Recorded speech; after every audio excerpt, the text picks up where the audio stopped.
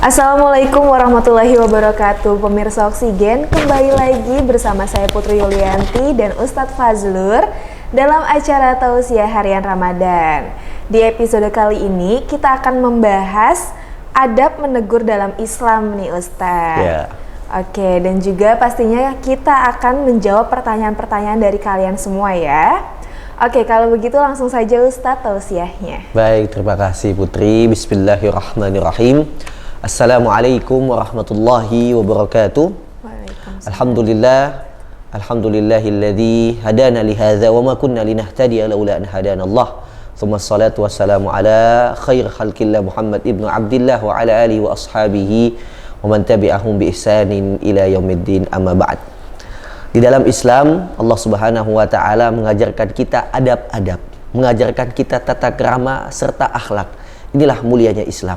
Segala aspek kehidupan Allah Subhanahu wa taala mengaturnya, termasuk bagaimana cara kita menasehati, menegur kepada sesama kita, khususnya ya kepada orang yang beriman. Maka Rasulullah Shallallahu Alaihi Wasallam mengatakan bahwasanya agama kita ini landasannya adalah nasihat. Ad-dinu an-nasihah. Agama kita ini nasihat, ya. Agama yang membawa kedamaian, ya. Di dalam surah Al-Asr juga Allah Subhanahu wa taala menyampaikan wal asr, demi masa, innal insana lafi khusr, manusia akan mengalami kerugian hidup. Illal ladzina amanu, kecuali orang yang beriman, wa amilus solihati, yang berbuat kebaikan, wa tawasau bil haqq wa tawasau bis sabr, saling menasehati dalam kebenaran, saling menasehati untuk kesabaran. Maka inilah fungsi agama kita, datang untuk sebuah nasihat. Maka agama Islam adalah agama nasihat. Maka kita senantiasa harus membuka hati kita untuk menerima nasihat dari siapapun itu. Tetapi ingat, ada adab-adab dalam memberikan nasihat. Yang pertama yang harus kita ketahui, ketika kita ingin memberikan nasihat atau menegur seseorang, harus niatnya lurus, ikhlas, mau memperbaiki dia, bukan menjelekkan dia, bukan menghinakan dia. Setelah kita menguatkan niat kita, tujuan memberikan nasihat untuk memperbaiki dia. Yang kedua adalah katakan kata-kata yang lemah lembut, ya, di mana Allah Subhanahu wa taala berfirman di dalam surah Thaha ketika menyuruh Nabi Musa dan Harun berangkat ke Fir'aun, berdakwah kepadanya. Apa yang Allah perintahkan? Faqula lahu qawlan layyinan la'allahu yatadzakkar aw yakhsha. Katakan kepada Fir'aun, kalian berdua wahai Musa dan Harun, kata-kata yang lemah lembut. Fir'aun saja yang sudah jelas kezolimannya, yang sudah jelas keburukannya, bahkan mengaku Tuhan, Nabi Musa dan Nabi Harun masih diperintahkan Allah berkata yang lemah lembut. Bagaimana kepada saudara kita yang muslim, yang kita sesama muslim? Maka tentu cara penyampaian kita harus baik. Dan yang ketiga, ya, harus kita cross check dulu, tabayun dulu. Jangan sampai kita menasehati dia tidak melakukan keburukan itu.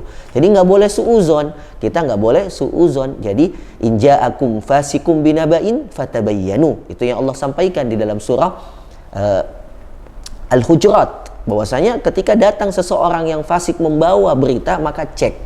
Betul nggak dia melakukan itu? Betul nggak dia melakukan kesalahan itu? Setelah kalau kita sudah tabayun, baru kita nasihati. Dan yang terakhir, yang keempat adalah nasihatilah dia dalam kesendiriannya. Jangan menasihati depan umum. Jangan membuka aibnya atau kesalahannya depan umum. Ini adalah sebuah perilaku yang tidak baik bagi orang yang beriman. Orang yang beriman itu membawa saudaranya, menasehatinya secara sembunyi-sembunyi. Itu juga yang dikatakan oleh Imam Syafi'i dalam syairnya, bahwasanya nasihatilah aku dalam kesendirianku, dan jangan nasihati aku di depan orang yang banyak. Karena sesungguhnya jika engkau menasihatiku dalam kesendirianku, sesungguhnya engkau sudah memuliakanku, engkau sudah menghormatiku. Sebaliknya, ketika engkau menasihatiku di depan banyak orang, sesungguhnya engkau telah menghinaku dan aku tidak akan mendengarkan perkataanmu. Maka kaum muslimin yang dimuliakan Allah, di bulan puasa yang penuh keberkahan ini, mari kita menjaga adab-adab kita sebagai orang yang beriman, menjaga perilaku kita, menjaga norma-norma kehidupan yang Allah Subhanahu wa taala telah ajarkan melalui baginda Nabi Muhammad sallallahu alaihi wasallam sebagai kedua kita. Mudah-mudahan lisan ini, hati ini tidak banyak membuat orang lain susah, tidak banyak membuat orang lain kesal, benci kepada kita. Justru sebaliknya, lisan dan hati kita ini harus membuat orang lain lebih sayang dan cinta kepada kita, dan juga cinta kepada agama Allah Subhanahu wa ta'ala. Wassalamualaikum warahmatullahi wabarakatuh. Waalaikumsalam warahmatullahi wabarakatuh. Terima kasih Sama-sama. Ustadz atas tausiahnya. Jadi kita jika ingin menasehati orang jangan di keramaian ya Ustadz. Betul. Karena itu adalah bagian dari hinaan buat kita. Betul. Oke Ustadz, pemirsa Oksigen, seperti biasa setelah ini kita akan ada tanya jawab mengenai episode pada hari ini. Jadi jangan kemana-mana ya, tetap di Tausiah Harian Ramadan.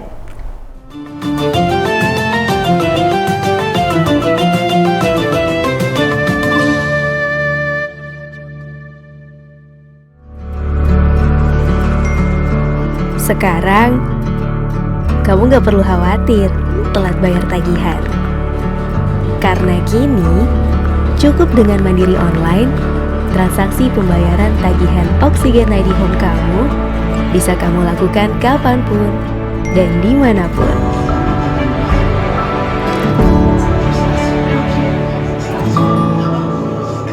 Ini baru namanya internet rumah.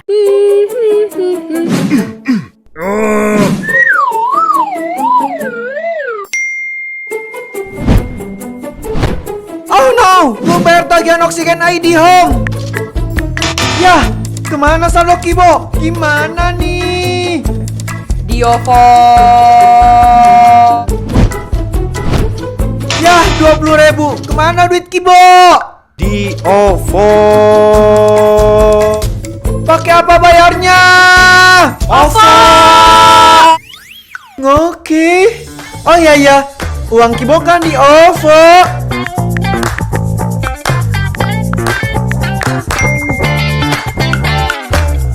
Bayar Oksigen ID Home pakai OVO. Impresi.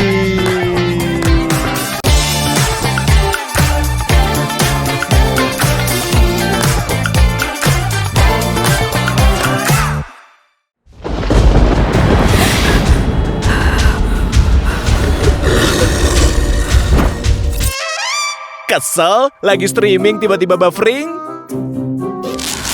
Cari solusi internet yang tepat, berkualitas, cepat, dan stabil? Saatnya beralih ke Oksigen.id.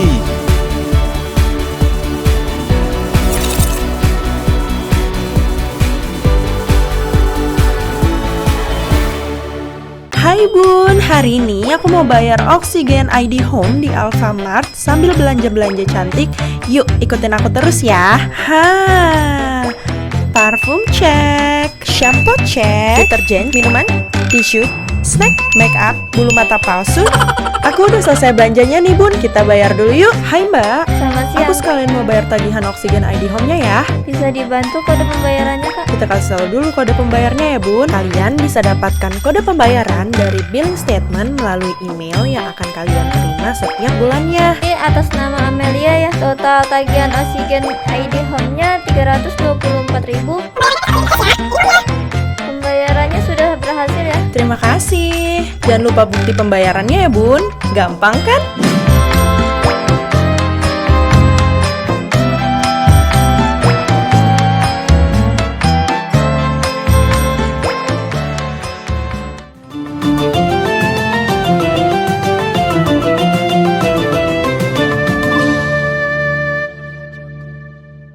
Kita kembali lagi dalam acara Tausiah Harian Ramadan. Nah, tadi kan kita udah membahas mengenai adab menegur dalam Islam ya, Iya, Ustadz. betul.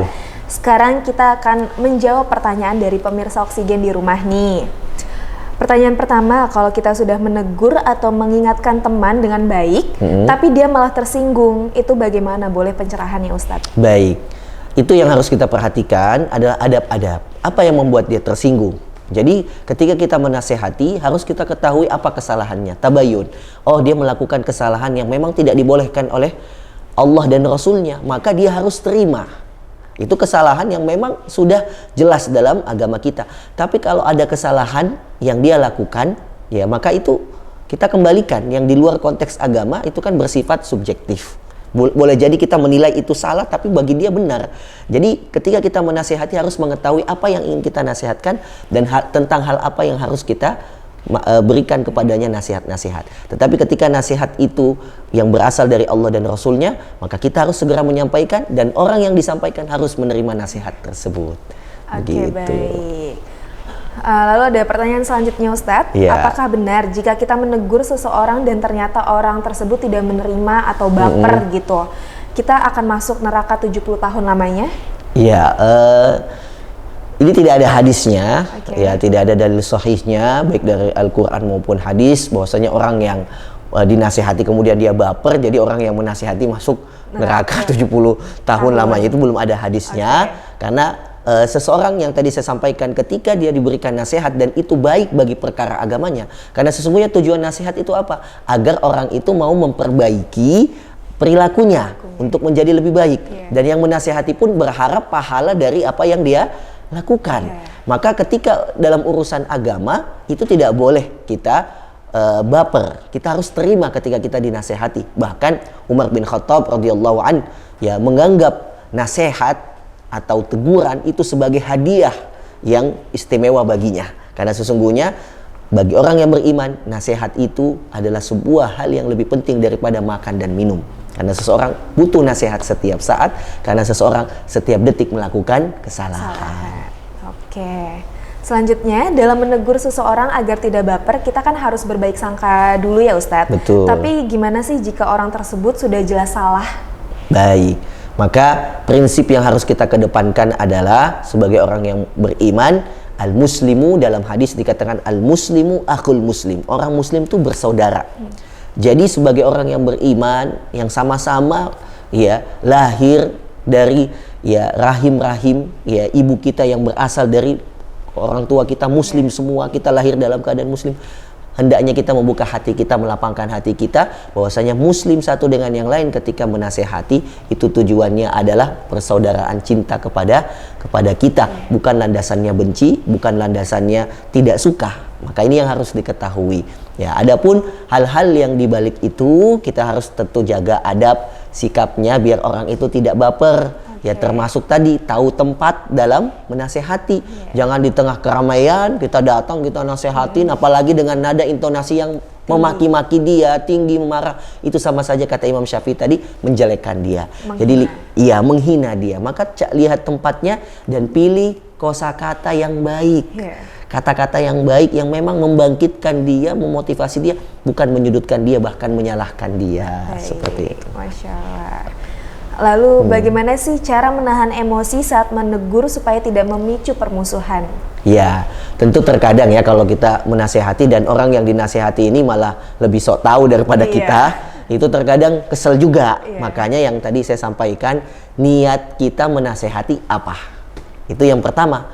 Niat kita mau nasehati itu tujuannya memang untuk memperbaiki dia. Insya Allah kalaupun kita kecewa, tidak dilakukan nasihat kita akan terus termotivasi untuk menasehati dia. Seperti Rasulullah SAW dan para nabi yang lainnya.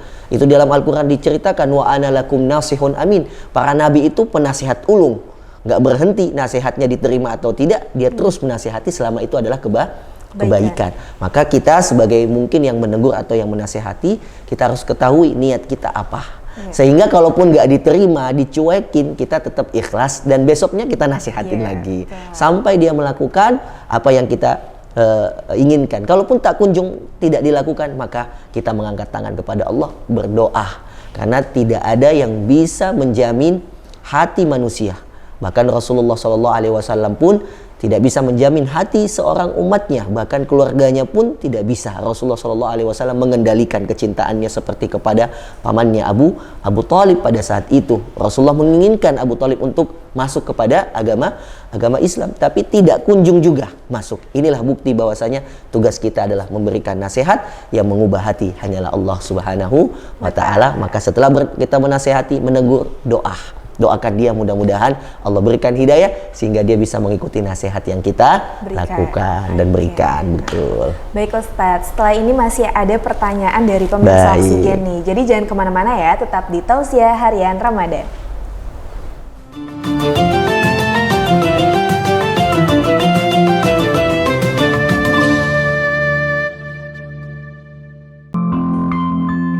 Transformasi digital sekarang dan nanti menjadikan internet kayaknya menjadi kebutuhan pokok. Penggunaan internet di semua bidang memang terlalu diperlukan. Contohnya, Beta, sebagai seorang mahasiswi di Kupang.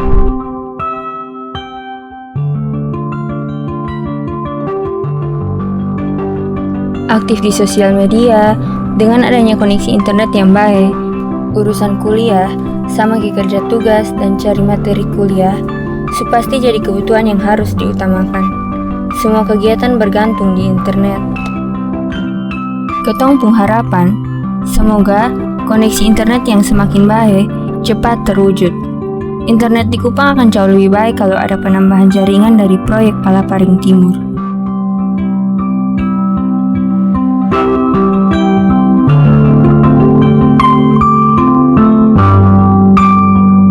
Satu jaringan, satukan negeri untuk Indonesia yang lebih baik.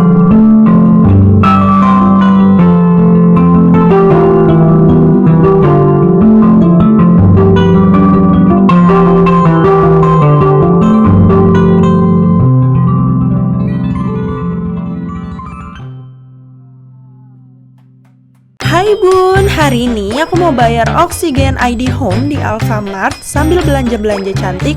Yuk ikutin aku terus ya.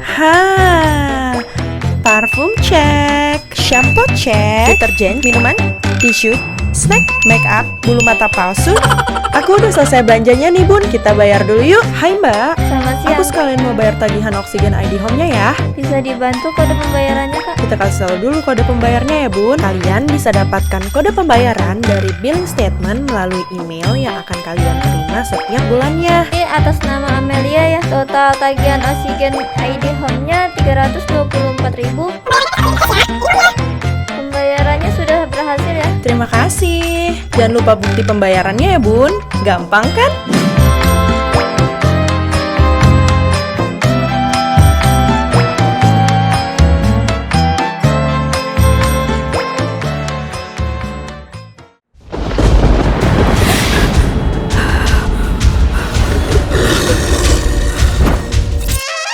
Kesel? Lagi streaming tiba-tiba buffering?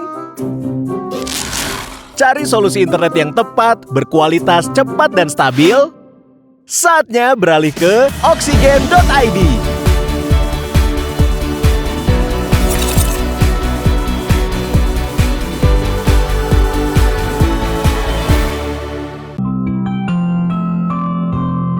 Ini beta dan beta pun kawan-kawan yang tinggal di kepulauan paling timur di Indonesia.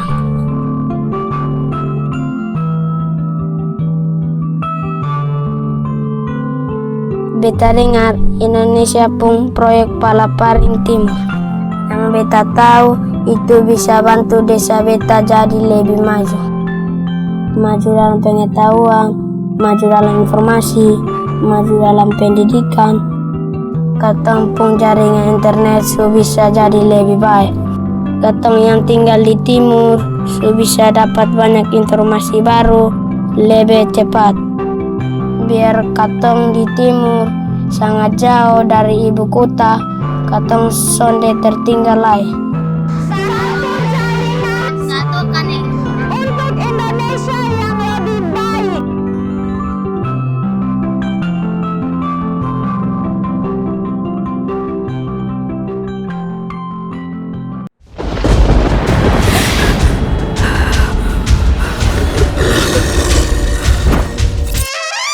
Kesel? Lagi streaming tiba-tiba buffering? Cari solusi internet yang tepat, berkualitas, cepat, dan stabil? Saatnya beralih ke oksigen.id.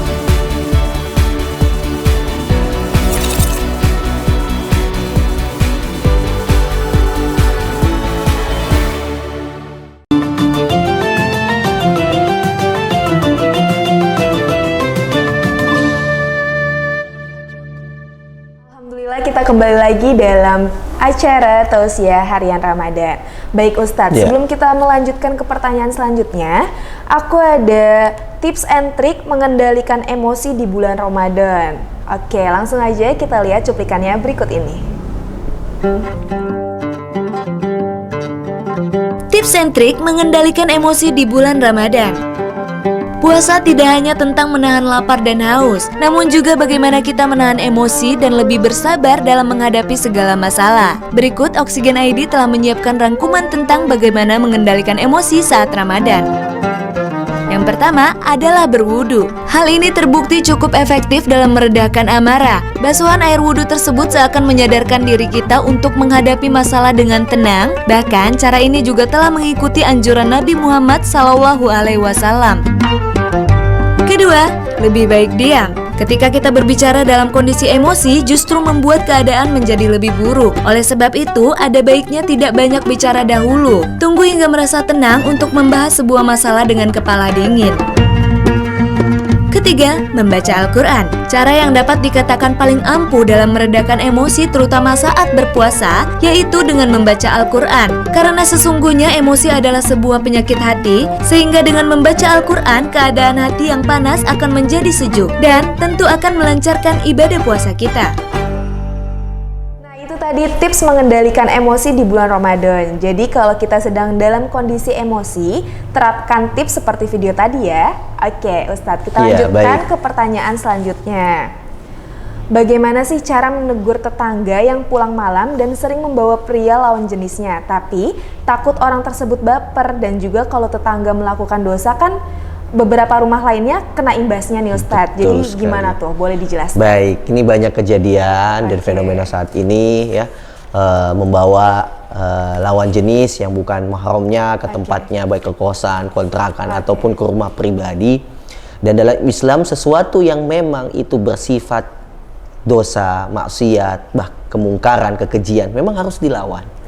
Jadi dalam hadis dikatakan man ra'a minkum munkaran falyughayyirhu biyadihi. Siapa yang melihat kemungkaran hendaklah dia mengubah dengan tangannya.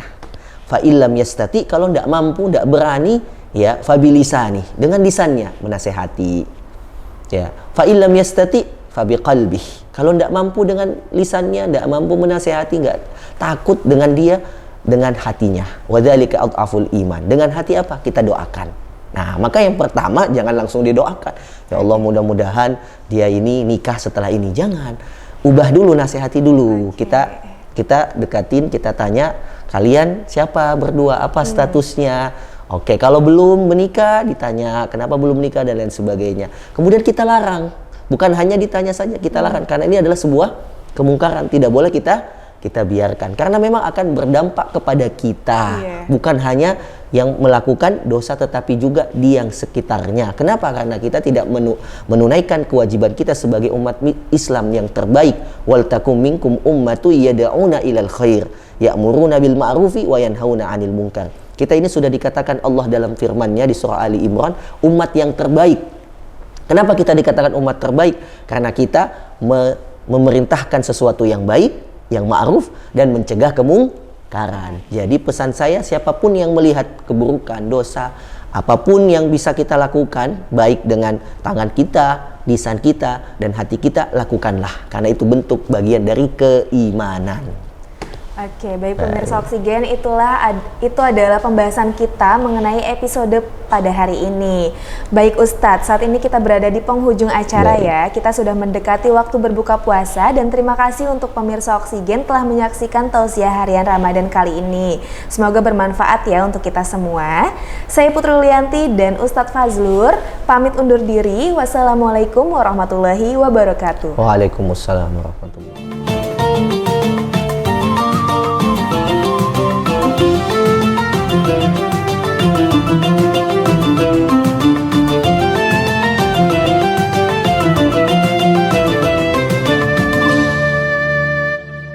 Acara ini dipersembahkan oleh Oksigen.id.